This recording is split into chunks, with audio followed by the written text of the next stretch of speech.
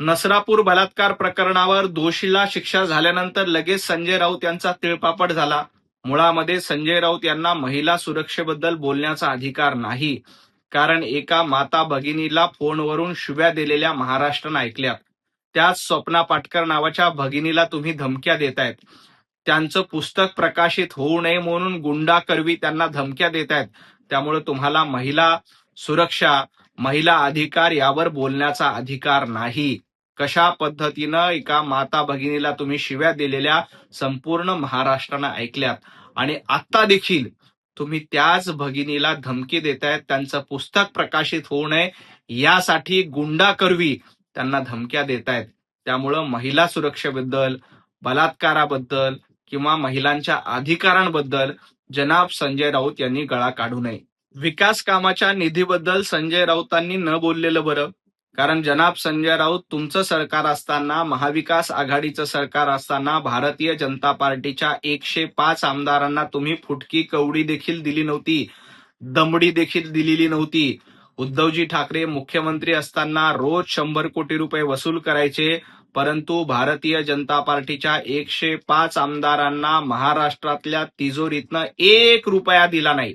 महाराष्ट्राचा विकास पूर्णपणे तुमच्या कार्यकाळामध्ये ठप्प झाला होता. त्यामुळं विकास कामाच्या निधीबद्दल, पक्षामधल्या भेदाबद्दल जनाब संजय राऊत यांनी न बोललेलं बरं. तुम्ही आमच्या आमदारांना फुटकी कवडी दिली नव्हती आणि आता तुम्ही गळा काढतायत.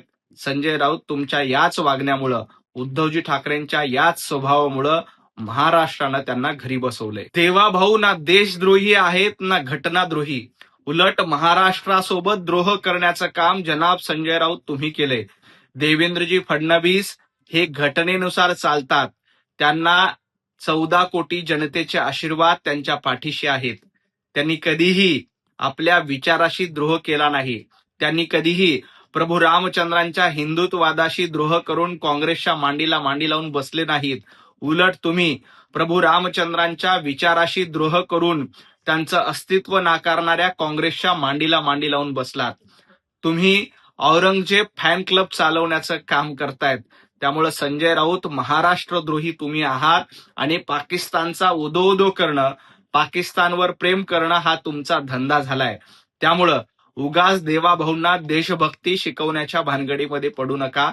देवेंद्रजी फडणवीस हे राष्ट्र प्रथम या धोरणातून काम करतात. तुम्ही मात्र पाकिस्तान प्रथम, औरंगजेब प्रथम, अफजल खान प्रथम आणि उरला सुरला बाबर प्रथम या धोरणातून काम करतायत. परंतु लक्षात घ्या, या महाराष्ट्रातील जनतेनं तुम्हाला याआधी धडा शिकवलाय. येणाऱ्या काळात देखील जनाब संजय राऊत तुम्ही देवेंद्रजींवर टीका करत राहिलात तर तुमचा महाराष्ट्र द्रोह हा जनतेच्या लक्षात आलेला आहे, हे तुम्ही ध्यानात ठेवा. खासदारांचा राजीनामा मागण्याचा नैतिक अधिकार संजय राऊत तुम्ही कधीच गमावून बसलायत. कारण तुम्ही स्वतः एकनाथजी शिंदे आणि इतर 40 आमदारांच्या जीवावर राज्यसभेचे खासदार झालात. त्यामुळे आधी स्वतः राजीनामा द्या आणि मग इतरांची मागणी करा. मुळामध्ये तुमची खासदारकी एकनाथजी शिंदे यांच्या मतावर आलेली आहे. फक्त अर्ध्या मताने तुम्ही निवडून आला होतात. त्यामुळं नैतिकतेचे धडे खासदारांना देण्यापेक्षा नैतिकता दाखवून आधी राज्यसभेचं सदस्यत्व नाकारा, त्याचा राजीनामा द्या आणि मग नाकानं कांदे सोला. तोपर्यंत तुम्हाला तो अधिकार नाही. आणि असंही जनतेनं उभाटा गटाला नाकारलेला आहे. जनतेच्या न्यायालयामध्ये एकनाथजी शिंदे यांची शिवसेना ही मूळ शिवसेना आहे याच्यावर महाराष्ट्रानं शिक्कामोर्तब केलंय. त्यामुळं विनाकारण रुदाली करत बसू नका. ज्यांनी प्रभू रामचंद्रांचं अस्तित्व नाकारलं, ज्यांनी रामसेतूचं अस्तित्व नाकारलं, असं मंत्राला लाजवेल याच्यापेक्षा वाईट भूमिका काँग्रेसनं राम मंदिरांच्या बाबतीत आणि प्रभू रामचंद्रांच्या बाबतीत घेतली होती. आता त्यांचा पुळका जनाब संजय राऊत यांना यायला लागलाय. संजय राऊत तुम्ही देखील मंदिर वही बनाएंगे, तारीख नहीं बताएंगे असं म्हणत याच आंदोलनाची खिल्ली उडवली होती.